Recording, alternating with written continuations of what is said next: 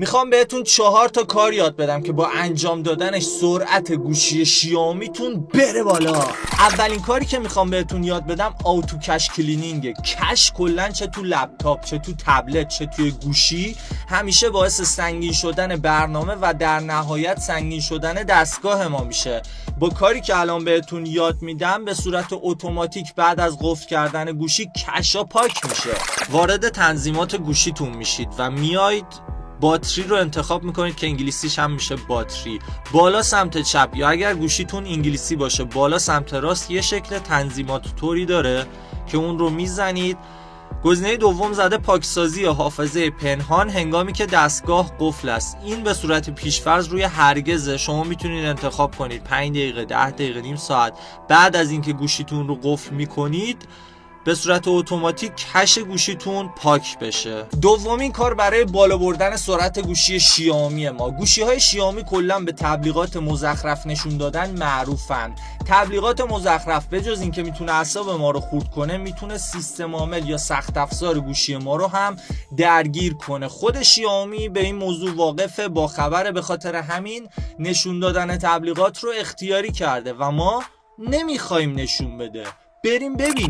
از تنظیمات گوشی میایید اینجا زده اتصال و همرسانی که انگلیسیش هم میزنم اگر انگلیسیه بتونید پیدا کنید و بعدش DNS خصوصی یا Private DNS رو انتخاب میکنید. به صورت پیشفرض روی خودکاره که شما باید این رو خاموش و ذخیره کنید.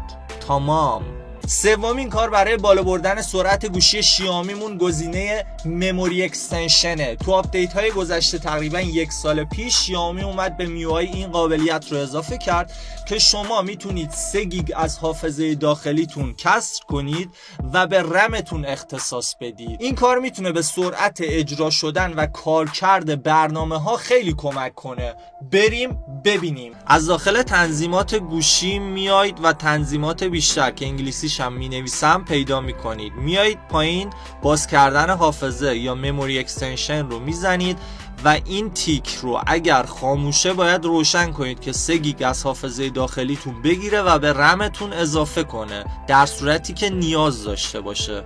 چهارمین راه برای بالا بردن سرعت گوشی های شیائومی گزینه فری آپه. میتونم راحت بهتون بگم مهمترین مسئله توی راحت کار کردن و سرعت داشتن یه گوشی و یا کند کار کردن و فریز کار کردن یه گوشی خالی بودن یا پر بودن حافظه داخلی. من خودم همیشه سعی میکنم مینیمم دیگه نصف حافظه داخلیم خالی باشه تا گوشیم بتونه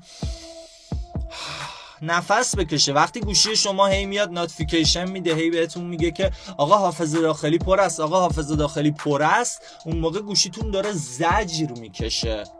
بریم این گزینه رو با هم ببینیم و برگردیم. تو تنظیمات گوشی اولین گزینه زده درباره گوشی، اون رو انتخاب میکنید و حافظه رو میزنید. اینجا کل داستان ماستانای حافظتون رو زده که چقدر پر کرده حافظتون رو.